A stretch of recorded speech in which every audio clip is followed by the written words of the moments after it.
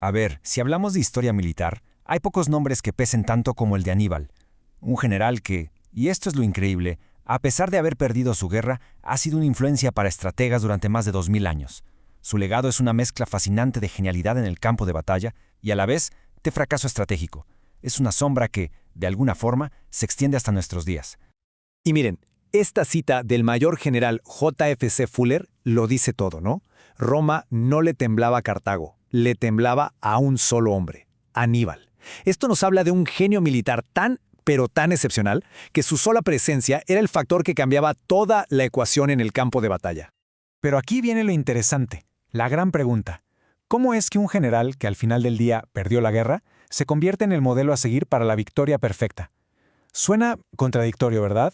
Pues la respuesta está en una sola tarde, una tarde sangrientísima del año 216 a.C. Vamos a meternos de lleno en la batalla de Canas, la joya de la corona de Aníbal. Y ojo, no estamos hablando de una simple batalla de la antigüedad. No, no, no. Este es el plan maestro, el modelo táctico que ha obsesionado a generales por siglos. Es, literalmente, la batalla que todo mundo ha querido copiar. Para que nos demos una idea de la situación, veamos los números. 80.000 romanos contra 50.000 cartagineses, que además eran una mezcla de mercenarios de todos lados. Cualquiera que viera esto en papel diría, listo, los romanos ya ganaron. Pero claro, Aníbal no peleaba en papel. Y aquí es donde la genialidad de Aníbal explota. Puso a sus tropas más débiles, los galos y españoles, en el centro, y les dio una orden muy simple: retrocedan lentamente. Los romanos, claro, se lanzaron con todo, pensando que estaban a punto de romper la línea, pero todo era una trampa.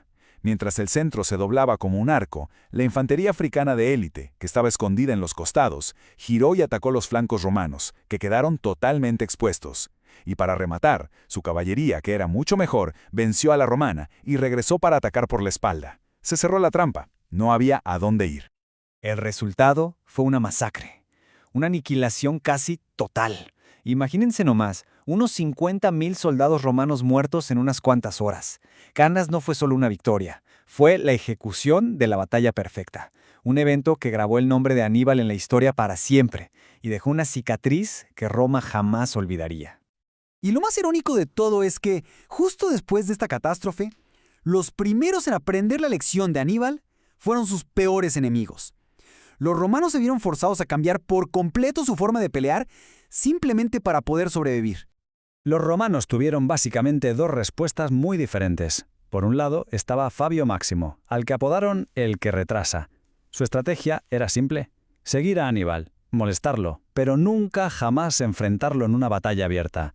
Con esto salvó a su ejército, pero así nunca iba a ganar.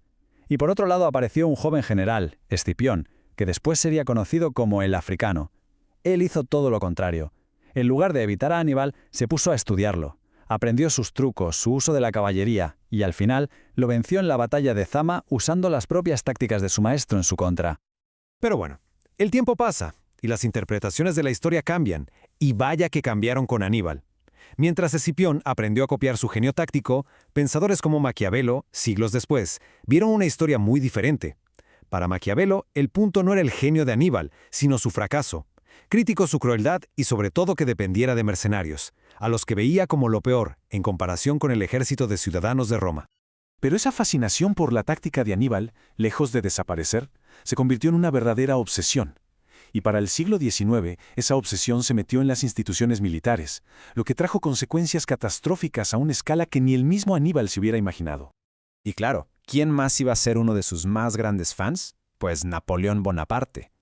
Él veía en Aníbal el modelo perfecto de audacia, de velocidad y, lo más importante, de buscar siempre la destrucción total del ejército enemigo. Para Napoleón, Aníbal era, pues, uno de los grandes, uno de esos 7 capitanes de la historia que había que estudiar sí o sí. Pero una cosa es que un genio como Napoleón lo admire y otra muy distinta es que se vuelva doctrina militar. Y eso fue justo lo que pasó con el Estado Mayor alemán a finales del siglo XIX. Para ellos, que se sentían rodeados de enemigos, una batalla de aniquilación como Canas no era solo una buena idea, era su única esperanza para sobrevivir. Esta línea de tiempo es clarísima, ¿no? Va directo de la batalla táctica del 216 a.C. al estudio obsesivo de Alfred von Schlieffen, por ahí de 1900, y de ahí al Plan Schlieffen de 1905. Este era el plan maestro de Alemania para la Primera Guerra Mundial. Literalmente, el plan Schlieffen era eso, una canaz a escala de todo un continente, para destruir a Francia de un solo golpe. Y al principio parecía que tenían razón, ¿eh? La cosa es que en 1914, en la batalla de Tannenberg, los alemanes lograron justo eso, rodearon y destruyeron a todo un ejército ruso. La propaganda alemana, claro, la llamó la Canas del Este. Creían que su doctrina había sido validada. Claro que el plan Schlieffen al final fracasó, pero eso no detuvo la fascinación por Canas. Y esto nos muestra el doble legado de Aníbal. Por un lado, un modelo a seguir, y por otro, una advertencia muy seria que muchos decidieron ignorar. Saltamos a la Segunda Guerra Mundial. ¿Y qué creen? La influencia sigue ahí, vivita y coleando. El general Erwin Rommel, el famoso zorro del desierto, le escribe a su esposa planeando una batalla y le dice, así nomás, va a ser una canas estilo moderno. La búsqueda de la batalla perfecta seguía. Y no crean que esto era solo cosa de los alemanes. El mismísimo comandante supremo aliado, Dwight D. Eisenhower, lo admitió. Todo comandante en el terreno busca su propia batalla de aniquilación. Todos intentan, de alguna forma, copiar el ejemplo clásico de Canas. La idea estaba metida hasta los huesos en el pensamiento militar. Y si pensaban que esto ya es cosa del pasado, pues no. Nos vamos hasta 1991 a la Guerra del Golfo Pérsico. El general Norman Schwarzkopf, el comandante de las fuerzas de la coalición, dijo con todas sus letras que su famoso plan para rodear al ejército iraquí, el gancho de izquierda, estaba basado directamente en la victoria de Aníbal en Canas, más de 2000 años después. A ver, entonces, ¿con qué nos quedamos? El punto clave es este legado doble. Por un lado tenemos el manual táctico, el plan para la batalla perfecta de aniquilación, el modelo del genio audaz y engañoso. Pero por el otro tenemos la gran advertencia estratégica. De nada sirve ganar batallas, por más espectaculares que sean, si no puedes ganar la guerra. Entonces, la pregunta del millón es, ¿por qué un genio así no pudo ganar la guerra? Pues porque su brillantez chocó contra algo mucho más grande, la maquinaria de Roma.